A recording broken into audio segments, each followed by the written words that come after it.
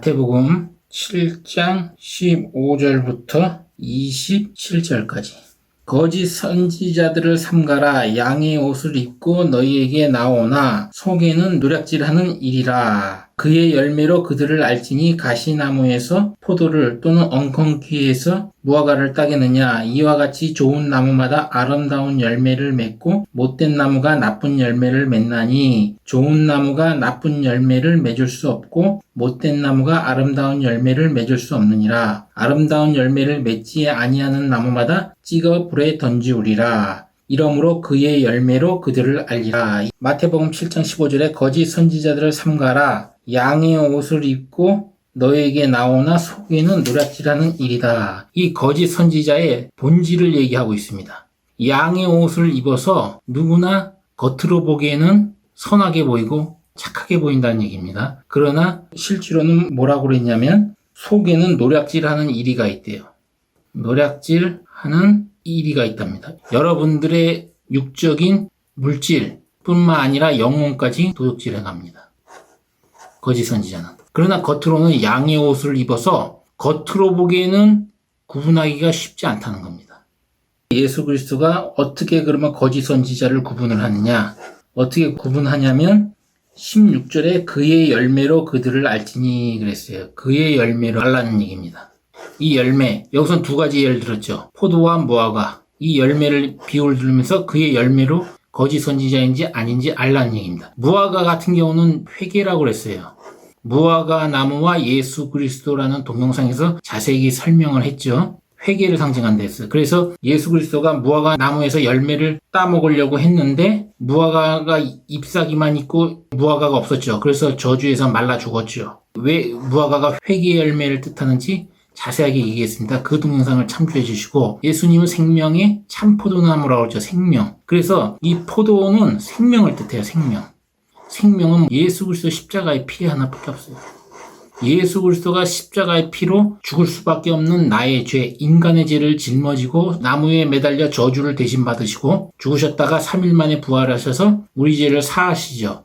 예수 그리스도 자체가 생명의 참 포도나무입니다. 포도는 생명을 뜻해요. 생명의 열매예요.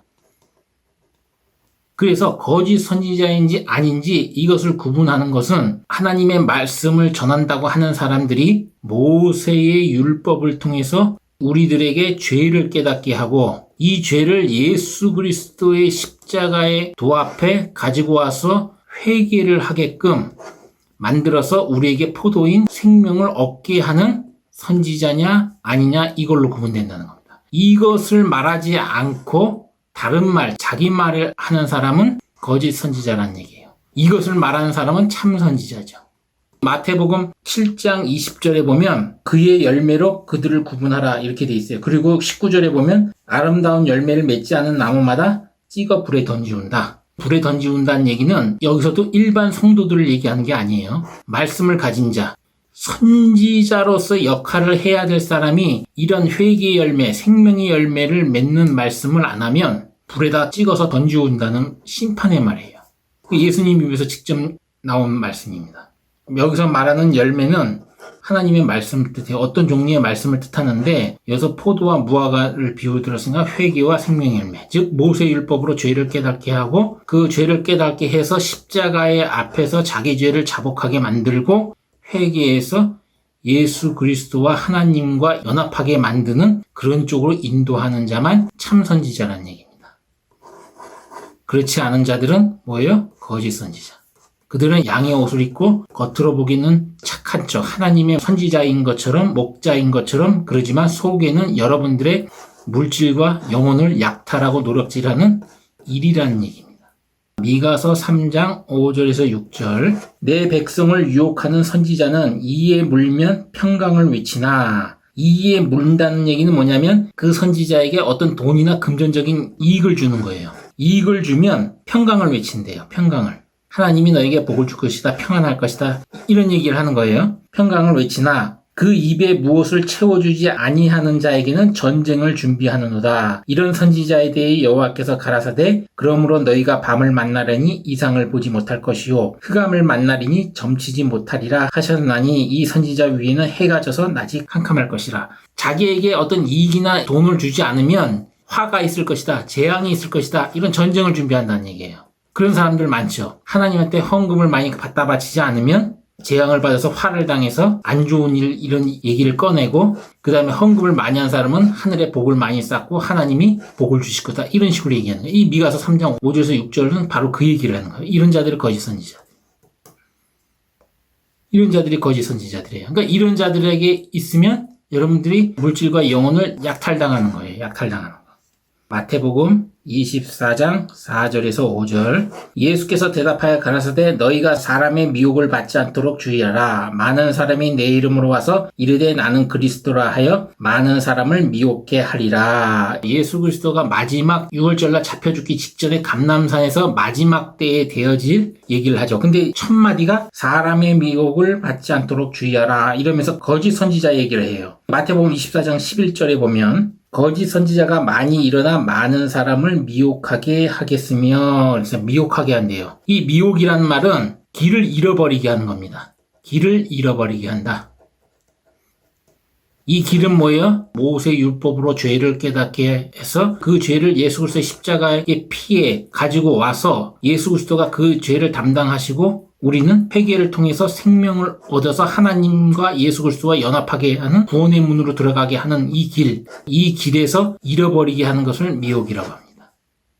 재림 때 되어질 일인데 거짓 선지자들이 와서 이렇게 미혹을 한다는 얘기예요. 그것도 내가 그리스도라 하여 택하신 자들까지 미혹하게 한다는 거죠. 마태복음 24장 24절 보면 거짓 그리스도들과 거짓 선지자들이 일어나 큰 표적과 기사를 보이어 할 수만 있으면 택하신 자들도 미혹하게 하리라. 그러니까 반드시 택하신 자들, 구원을 받아서 천국에 가야 될 하나님의 백성조차도 미혹해 하는 역사가 재림 때 일어난다는 얘기예요.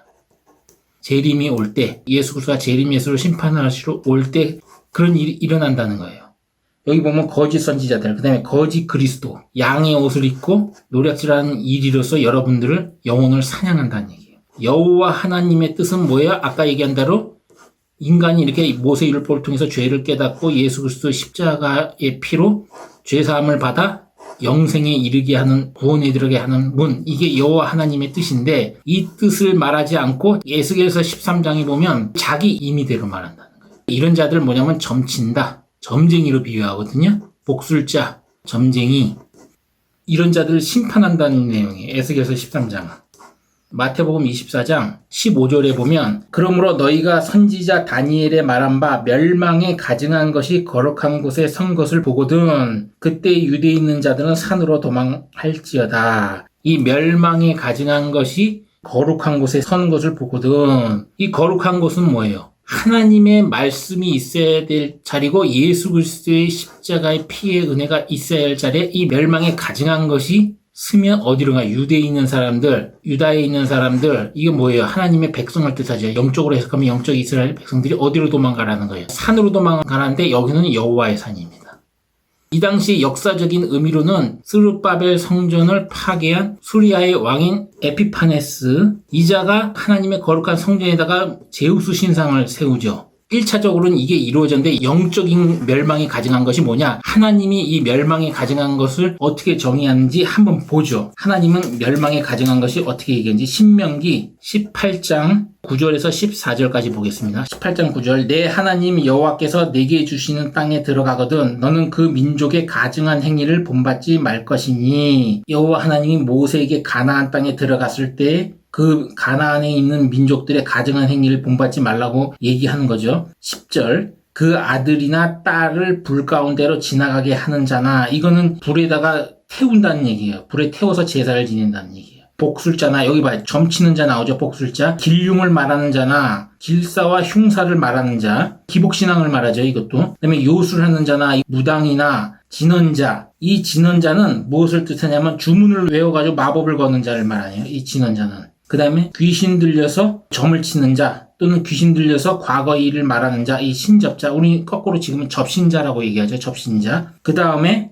박수나 초혼자, 영혼을 불러들인 자, 강신술사라고 그러죠. 죽은 자의 영혼을 불러들인 자, 이런 자들을 너희 중에 용납지 말라. 무릇 이런 일을 행하는 자는 여호와께서 가증히 여기시나니 이런 가증한 일로 인하여 내 하나님 여호와께서 그들을 내 앞에서 쫓아내시느니라. 여기서 보면 점쟁이, 점술, 복술자, 초혼자, 영혼을 불러들이는 자, 이런 자들, 접신자, 이렇게 쭉쭉 얘기하죠. 거짓 선지자를 다른 구약에 있는 선지자 보면 이런 점치는 자, 점치는 여인 비유를 들거든요. 멸망에 가증한 것은 하나님이 있어야 할 거룩한 성전에 거짓 선지자들이 서가지고 하나님의 참목사 행세를 하면서 양의 옷을 입고 하나님의 백성으로서 구원받고자 하는 택하심 받은 자까지 미혹시켜서 그런 짓을 거룩한 곳에 서가지고 멸망에 가증한 것이 쓰면 예수 그리스도가 재림해 올 때 그런 역사가 벌어진다는 거예요. 지금도 그런 역사가 보이죠. 근데 이 역사는 계시록에 있는 전 세계적으로 벌어지는 거고 지금은 부분적으로 여기 봐도 거짓 선지자를 서서 하나님의 택하신 백성들도 미혹을 시키죠. 물질 많이 갖다 바쳐라 막 이러죠. 이익을 주면 하나님의 평강을 외치고 안 그러면 하나님이 화를 재앙을 줘서 전쟁을 준비한다. 협박을 하죠. 위협을 하고. 하나님은 자기의 영원하신 최고의 제물인 예수 그리스도를 하늘의 성막에 세웠어요. 십자가에 못 박혀 죽이셔서 인간의 죄를 짊어지게 하고 이게 최고의 예물이에요. 생각해보세요. 이 세상을 지으신 하나님이 고작 인간의 물질이나 이런 거를 갖다 바치라고 하겠습니까?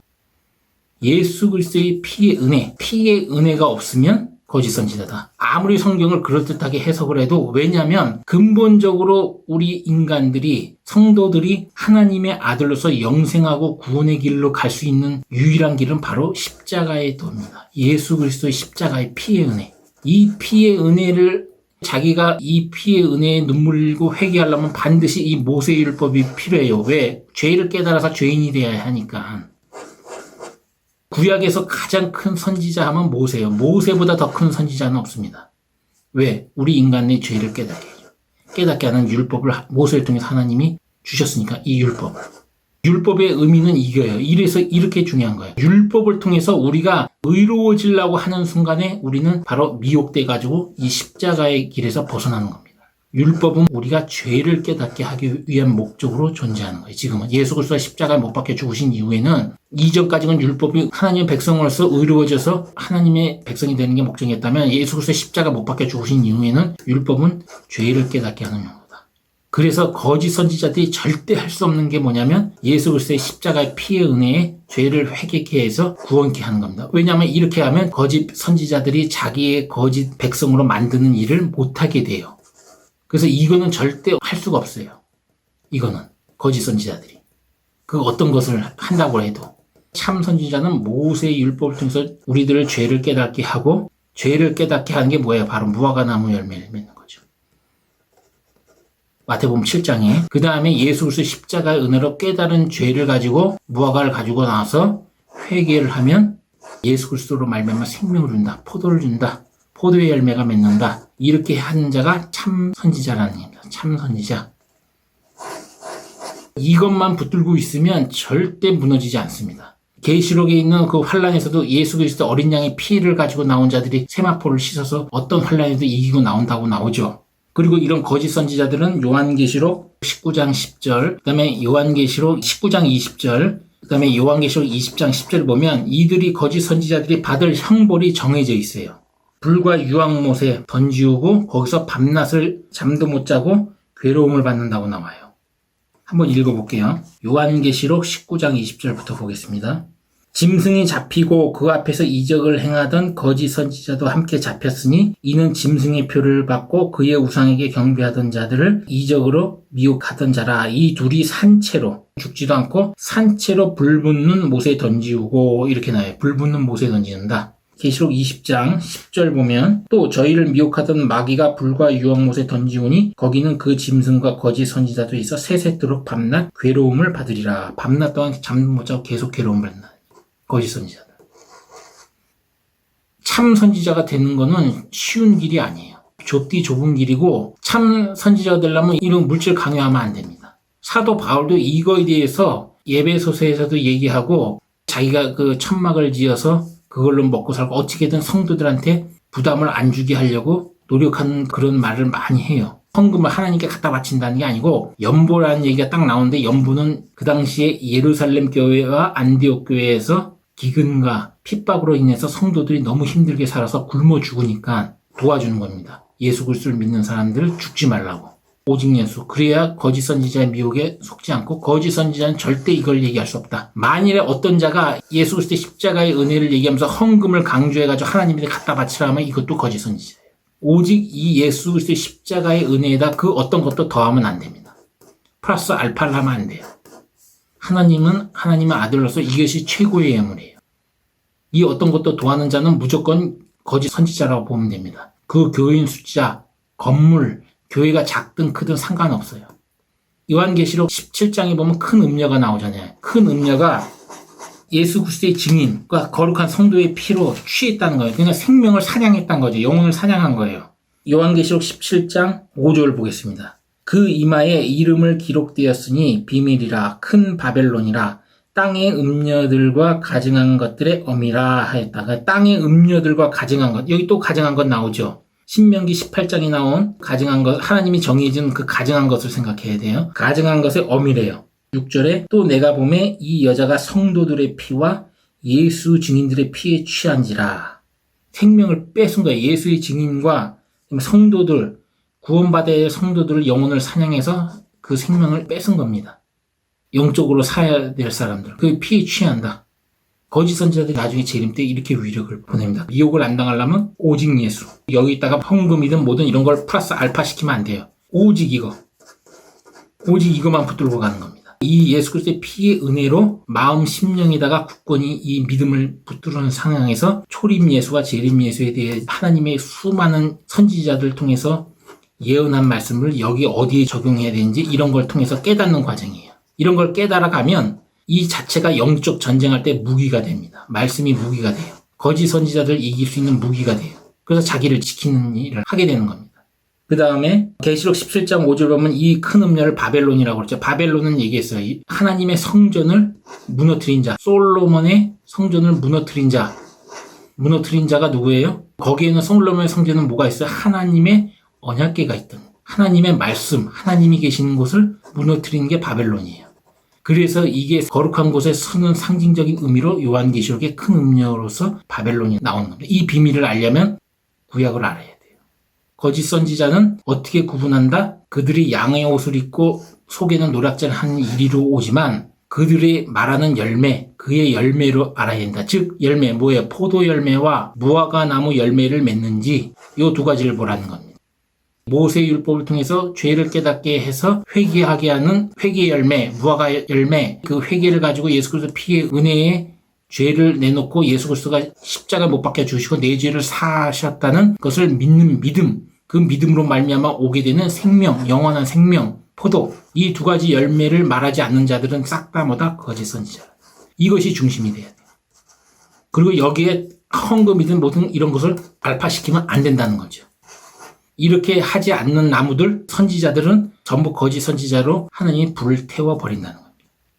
이것으로 거짓 선지자를 구분할 수 있다는 겁니다. 유일하게. 그들의 열매, 입에서 나오는 말을 통해서 그들이 참 선지자인지 거짓 선지자인지 알 수가 있다는 겁니다. 바로 이 모세율법과 예수 그리스도의 십자가의 피의 은혜의 두 가지를 통해서 포도와 무화과 열매를 보고 이들이 참 선지자인지 거짓 선지자인지 구분하라는 얘기입니다. 그래서 너희가 끝까지 믿음을 지키라는 거죠. 이상입니다.